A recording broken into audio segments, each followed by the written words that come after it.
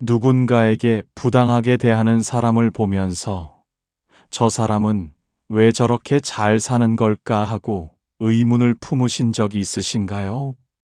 아니면 자신을 괴롭힌 사람이 아무런 벌도 받지 않는 것처럼 보여서 억울하고 답답하셨던 적은 없으신가요? 오늘 부처님께서는 말씀하셨습니다. 심은 대로 거둔다는 법칙은 하늘도 비켜갈 수 없느니라. 세상에는 보이지 않는 질서가 있습니다. 남을 괴롭힌 사람이 받는 벌은 반드시 옵니다. 다만 우리 눈에 보이는 방식이 아닐 뿐입니다. 오늘 이 이야기를 끝까지 들으시면 세상의 정의가 어떻게 작동하는지, 그리고 어떻게 살아야 하는지 깨닫게 되실 것입니다. 끝까지 함께 해주세요. 살다 보면 참 억울한 일들이 많습니다. 착하게 살려고 노력하는데 손해만 보는 것 같고, 남을 함부로 대하는 사람은 오히려 잘 되는 것처럼 보일 때가 있습니다. 이웃을 괴롭히고 약한 사람을 무시하는 사람이 큰 집에 살고 좋은 차를 타고 다니는 모습을 보면 마음이 답답해집니다. 요즘 이런 일이 참 많습니다. 직장에서 부하 직원을 함부로 대하는 상사, 며느리를 괴롭히는 시어머니, 이웃의 험담을 일삼는 사람들. 그런데 이상하게도 그런 사람들은 당장은 아무 일 없이 잘 살아가는 것처럼 보입니다. 그래서 우리는 생각합니다. 세상에 정의는 없는 건가? 착하게 사는 게 바보 같은 건가? 하는 회의가 들기도 합니다. 하지만 부처님께서는 이렇게 말씀하셨습니다. 보이지 않는다고 없는 것이 아니니라. 씨앗이 땅 속에서 움트듯 업보는 반드시 제때에 나타나는 법이니라. 오늘 이 이야기는 여러분의 억울한 마음을 풀어드릴 것입니다. 그리고 더 중요한 것은 우리 스스로가 어떻게 살아야 하는지 깨닫게 될 것입니다. 세상의 정의는 우리 눈에 보이지 않는 방식으로 작동하고 있습니다. 어느 봄날 한 제자가 부처님을 찾아왔습니다. 제자의 얼굴에는 깊은 고민이 서려 있었습니다. 그는 부처님 앞에 무릎을 꿇고 눈물을 흘리며 말했습니다. 스승님, 저는 요즘 마음이 너무 괴롭습니다. 우리 마을에 한 부자가 있는데 그 사람은 평생 남을 괴롭히며 살았습니다. 가난한 사람들에게 돈을 구워주고는 목숨처럼 재촉하고 종들을 매질하며 부려먹고 이웃의 토지를 빼앗기도 했습니다. 제자는 목이 메었습니다. 그런데 그 사람은 지금도 큰 기와집에서 호의호식하며 삽니다. 병도 없고 자식들도 잘 되고 재산은 날로 불어납니다. 반면에 착하게 살던 제 친구는 일찍 세상을 떠났고 평생 남을 도우며 살던 이웃 어르신은 외롭게 늙어가십니다. 제자의 눈빛이 흔들렸습니다. 스승님, 이것이 정의입니까? 악한 자가 복을 받고 선한 자가 고통받는다면 무엇을 믿고 살아야 합니까? 제가 지금까지 배운 가르침이 의미가 있는 것입니까? 부처님께서는 침묵하셨습니다. 바람이 나뭇가지를 흔들었고 새들의 지저귀이 들렸습니다. 부처님의 눈빛에는 깊은 자비가 담겨 있었습니다. 잠시 후 부처님께서 입을 여셨습니다. 내 마음이 괴롭구나. 하지만 내가 보는 것이 전부가 아니니라. 부처님께서 천천히 말씀하셨습니다. 제자여, 저 강물을 보아라. 물이 높은 곳에서 낮은 곳으로 흐르듯 세상의 이치도 그러하니라. 다만 사람들은 물이 땅 위로 흐르는 것만 보고 땅속 깊이 스며드는 것은 보지 못하느니라. 제자가 고개를 들었습니다. 스승님, 무슨 말씀이신지 잘 모르겠습니다. 부처님께서 미소 지으셨습니다. 남을 괴롭힌 사람이 받는 벌은 즉시 눈에 보이지 않느니라. 하지만 그것은 세 가지 방식으로 반드시 나타나는 법이다. 첫째는 마음의 벌이요. 둘째는 관계의 벌이요. 셋째는 결과의 벌이니라. 바람이 지나갔습니다. 구름이 천천히 흘러갔습니다. 먼저 마음의 벌을 말하겠노라. 남을 괴롭히는 사람의 마음은 이미 지옥에 있느니라. 겉으로는 웃어도 속으로는 불안하고, 밤이면 잠을 설치고, 혼자 있을 때면 텅 비어 있음을 느끼느니라. 아무리 큰 집에 살아도 마음의 평화가 없고, 아무리 많은 재산이 있어도 채워지지 않는 허기를 느끼느니라.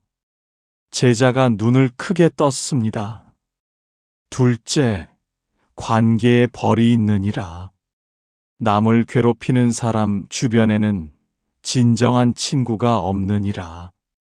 돈 때문에, 권력 때문에 모여든 사람들 뿐이니 그가 어려움에 처하면 모두 흩어지느니라. 자식들도 두려움으로 복종할 뿐 사랑하지 않고, 아내도 의무로 곁에 있을 뿐 존경하지 않느니라. 부처님의 목소리가 깊어졌습니다. 셋째, 결과의 벌이 있으니 이것이 가장 무서운 것이니라. 심은 씨앗은 반드시 싹을 틔우는 법. 다만 그 시기를 우리가 알 수 없을 뿐이니라. 어떤 이는 이 생에서 받고, 어떤 이는 자식이 받고, 어떤 이는 죽은 뒤에 받느니라. 제자의 가슴이 뜨거워졌습니다. 부처님께서 계속 말씀하셨습니다. 제자여, 이제 내가 어떻게 살아야 하는지 말하겠노라. 부처님께서 등불을 가리키셨습니다. 남을 괴롭히는 사람을 보았을 때 첫째로 할 일은 그를 미워하지 않는 것이니라. 미움은 또 다른 독이 되어 내 마음을 괴롭힐 것이니라. 대신 이렇게 생각하라. 저 사람은 지금 스스로 씨앗을 뿌리고 있구나. 나는 저런 씨앗을 뿌리지 말아야지. 제자가 고개를 끄덕였습니다. 둘째로 할 일은 연민을 갖는 것이니라. 남을 괴롭히는 사람은 사실 가장 불행한 사람이니라. 그는 진정한 기쁨을 모르고, 진정한 사랑을 모르고, 진정한 평화를 모르는 가엾은 이니라. 마치 보물 위에 앉아 있으면서도 그것을 보지 못하는 장님과 같으니라. 부처님께서 제자의 손을 잡으셨습니다. 셋째로 할 일은 스스로를 지키는 것이니라. 악한 사람에게 다가가지 말고, 그의 말에 상처받지 말며, 그의 행동에 흔들리지 말라. 마치 연꽃이 진흙 속에서도 더러워지지 않듯 내 마음을 깨끗이 지켜라. 제자가 물었습니다. 스승님, 그렇다면 그 사람의 악행을 그냥 두고 봐야 합니까? 부처님께서 고개를 저으셨습니다. 아니니라. 넷째로 할 일은 할 수 있는 범위에서 옳은 일을 하는 것이니라. 약한 자를 보호하고, 부당함을 알리고, 정의를 지키되, 그것이 복수가 되지 않도록 조심하라. 세상을 바꾸려 하기보다는 내 주변을 밝히는 등불이 되라. 새들이 노래했습니다. 해가 구름 사이로 비쳤습니다. 다섯째로, 가장 중요한 것은 너 자신이 선한 씨앗을 뿌리는 것이니라. 남을 돕고 친절한 말을 하고 공정하게 대하라. 그것이 세상을 바꾸는 가장 확실한 방법이니라. 부처님께서 더 깊은 가르침을 주셨습니다. 그러나 제자여, 많은 이들이 착각하는 것이 있으니 잘 들어라. 제자가 바짝 다가 앉았습니다. 첫째 착각은 벌이 항상 눈에 보이는 방식으로 온다고 생각하는 것이니라. 사람들은 악한 자가 가난해지거나 병에 걸리거나 사고를 당해야 벌을 받은 것으로 생각하느니라. 하지만 진정한 벌은 눈에 보이지 않는 곳에서 시작되느니라. 마음의 평화를 잃는 것, 진정한 사랑을 모르고 사는 것, 그것이야말로 가장 큰 벌이니라. 부처님의 목소리가 낮아졌습니다. 둘째 착각은 착한 사람은 항상 복을 받고 악한 사람은 항상 벌을 받는다고 생각하는 것이니라. 세상의 이치는 그보다 복잡하니라. 과거의 업, 현재의 선택, 미래의 기회가 모두 얽혀 있느니라. 때로는 착한 사람이 시험을 받기도 하고 악한 사람이 마지막 기회를 얻기도 하느니라. 제자가 의문스러운 표정을 지었습니다. 스승님, 그렇다면 정의는 어디에 있습니까? 부처님께서 하늘을 가리키셨습니다. 정의는 항상 있느니라. 하지만 우리의 짧은 시간으로는 다 볼 수 없느니라. 마치 작은 개미가 큰 나무의 전체 모습을 볼 수 없듯이 말이니라. 우리는 한 생을 보지만 업의 흐름은 여러 생에 걸쳐 흐르느니라. 바람이 불었고 낙엽이 흩날렸습니다. 셋째 착각은 벌을 주는 것이 하늘이나 신이라고 생각하는 것이니라. 아니니라.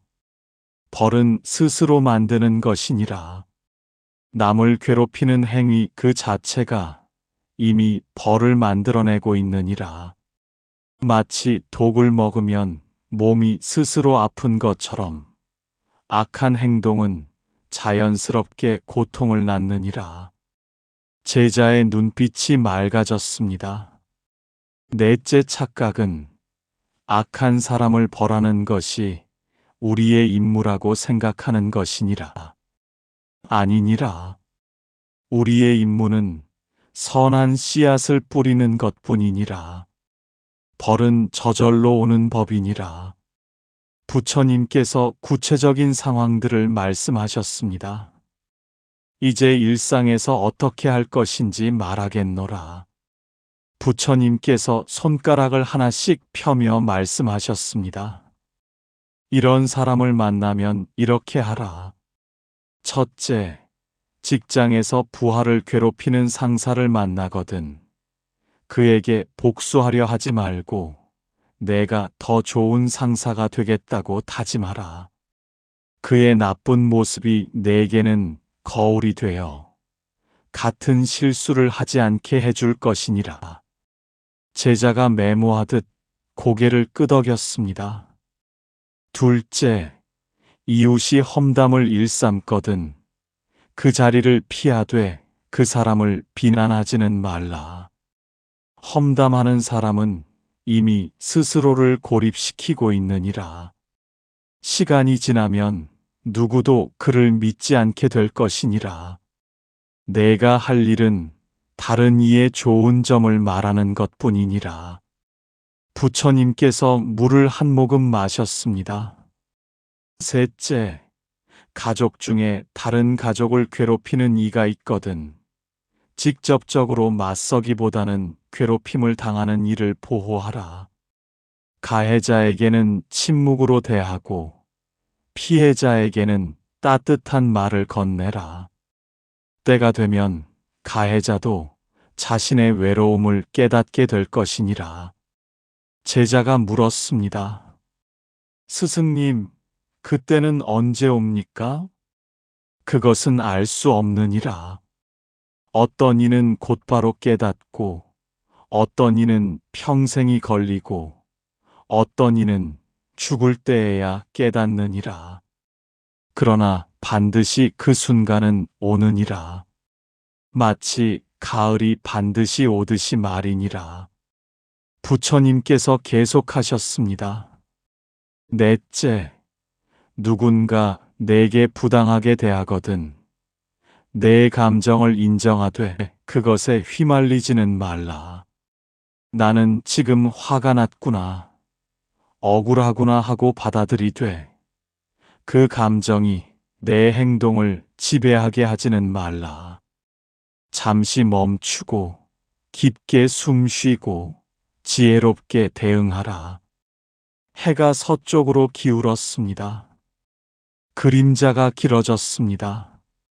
부처님께서 가장 깊은 진리를 말씀하셨습니다. 제자여, 이제 진정한 비밀을 말하겠노라. 제자의 눈빛이 반짝였습니다. 남을 괴롭힌 사람이 받는 벌 중 가장 큰 것은 진정한 자신을 만날 기회를 잃는 것이니라. 사람은 본래 부처의 성품을 가지고 태어나느니라. 자비롭고 지혜롭고 평화로운 존재니라. 그러나 남을 괴롭히는 순간 그는 이 보물을 잃어버리느니라. 부처님의 목소리가 떨렸습니다. 그는 평생 자신이 누구인지 모르고 살아가느니라. 진정한 기쁨이 무엇인지, 진정한 사랑이 무엇인지, 진정한 평화가 무엇인지 모른 채 죽어가느니라. 이것이야말로 가장 큰 비극이요, 가장 무거운 벌이니라. 제자의 눈에서 눈물이 흘렀습니다. 반대로 남을 돕고 사랑하는 사람은 그 순간 이미 천국에 사는 것이니라. 그는 자신의 진정한 모습을 발견하고 내면의 보물을 찾고 우주와 하나 되는 기쁨을 느끼느니라. 이것이야말로 가장 큰 복이니라. 부처님께서 제자의 어깨에 손을 얹으셨습니다. 그러므로 제자여, 남이 너를 괴롭혔다고 슬퍼하지 말라. 오히려 그로 인해 네가 더 깊은 자비를 배우고 더 큰 지혜를 얻고 더 넓은 마음을 가지게 되었다면 그것은 은혜니라. 너를 괴롭힌 이는 모르는 사이에 내 스승이 되어준 것이니라. 제자가 무릎을 꿇고 절했습니다. 이제야 알겠습니다. 벌이란 밖에서 오는 것이 아니라 자기 안에서 만들어지는 것이군요. 그리고 복 또한 밖에서 받는 것이 아니라 자기 안에서 발견하는 것이군요. 부처님께서 미소 지으셨습니다. 그렇느니라. 내가 깨달았구나. 세상의 정의는 보이지 않는 곳에서 완벽하게 작동하고 있느니라. 우리가 할 일은 단지 선한 씨앗을 뿌리는 것뿐이니라. 구름이 걷히고 별들이 나타났습니다. 부처님께서 일상의 실천법을 알려주셨습니다. 제자여, 매일 이렇게 실천하라. 부처님께서 천천히 말씀하셨습니다. 아침에 눈을 뜨거든 이렇게 다짐하라. 오늘 하루 나는 어떤 상황에서도 남을 괴롭히지 않으리라. 내 말과 행동이 누군가에게 상처가 되지 않도록 조심하리라. 이것이 첫 번째 실천이니라. 제자가 고개를 숙였습니다. 낮에 사람을 만나거든 그의 겉모습이 아니라 내면을 보려 애쓰라. 화를 내는 사람은 슬픈 사람이고 남을 괴롭히는 사람은 외로운 사람이니라. 이렇게 보면 미움이 연민으로 바뀌느니라. 이것이 두 번째 실천이니라. 부처님께서 하늘을 보았습니다. 저녁이 되거든 하루를 돌아보라. 오늘 내가 누군가에게 상처를 주었는가? 누군가를 함부로 대하지는 않았는가? 만약 그런 일이 있었다면 진심으로 뉘우치고 내일은 더 나아지겠다고 다짐하라. 이것이 세 번째 실천이니라. 밤이 깊어갔습니다. 밤에 잠들기 전에는 내가 만난 모든 이를 위해 기도하라. 너를 사랑한 이뿐 아니라 너를 괴롭힌 이를 위해서도 그들이 평화롭기를, 그들이 행복하기를, 그들이 자유롭기를. 이것이 네 번째 실천이니라. 부처님께서 마지막으로 말씀하셨습니다. 하루 5분만이라도 조용히 앉아 내 마음을 들여다보라. 미움이 있는가, 두려움이 있는가, 집착이 있는가. 있다면 그냥 바라보라. 없애려 하지 말고 그저 바라보라. 그것만으로도 마음은 정화되느니라. 부처님께서 전체 가르침을 요약하셨습니다. 제자여, 오늘 배운 것을 정리하겠노라. 부처님께서 손가락을 펴며 말씀하셨습니다. 첫째, 남을 괴롭힌 사람이 받는 벌은 반드시 온다. 마음의 벌, 관계의 벌, 결과의 벌로. 둘째, 진정한 벌은 눈에 보이지 않는 곳에서 시작된다. 평화를 잃고 사랑을 모르고 자신을 만나지 못하는 것. 셋째, 우리는 남을 미워할 것이 아니라 연민을 가져야 한다. 악한 자는 가장 불행한 자이니라. 제자가 눈물을 닦았습니다. 넷째, 우리의 임무는 선한 씨앗을 뿌리는 것이다.